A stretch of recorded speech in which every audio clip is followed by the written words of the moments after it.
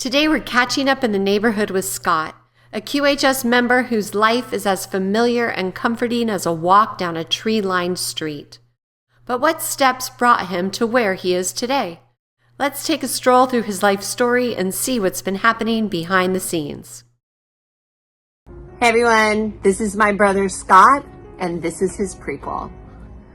So Scott and I were basically raised by our single mother in San Jose, California, and he was in art school, in his college years. He went to an alternative school, and he lived a very rebellious life. Sadly, my dad and mom got a divorce when Scott was in the summer between 2nd and 3rd grade, and so he felt abandoned, and he just had a hard time growing up.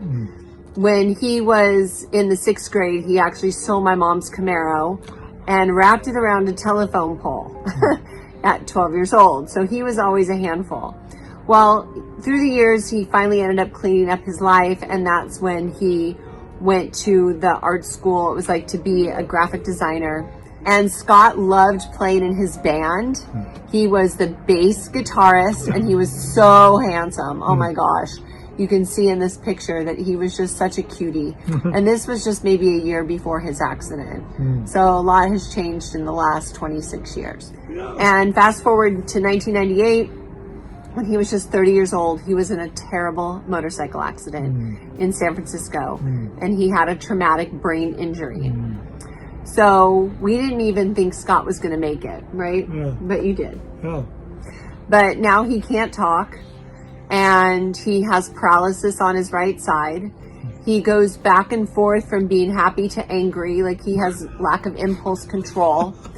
And he's just, sometimes you think he's got it and he's really intelligent and smart.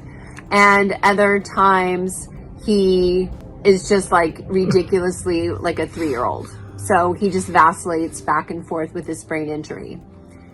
Thanks to the V6, Scott started reading a book. In the past, all he did was flip through magazines and look at pictures, but now he can read a book, right? You like to read? Yeah. And so, one day I came here and I saw a bookmark in a book, and he handed it to me like he wanted another one, and he was pointing to the author to get him another book. And, okay, we'll go find your book after, okay?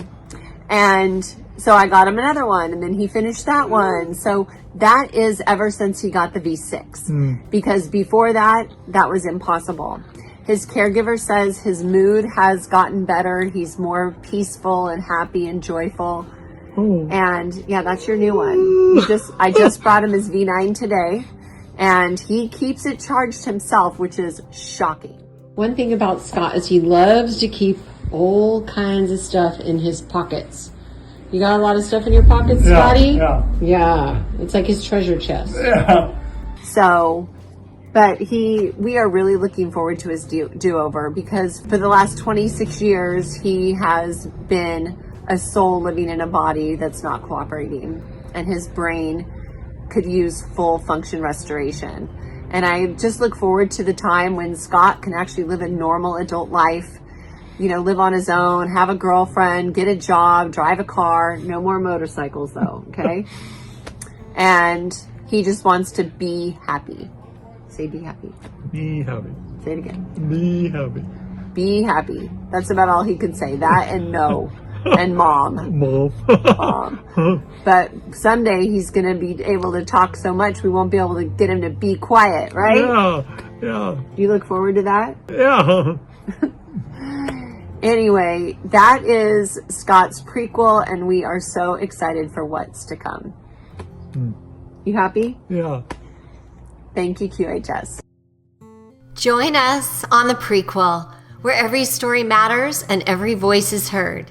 Because here at QHS, we're all about healing, learning, and growing together.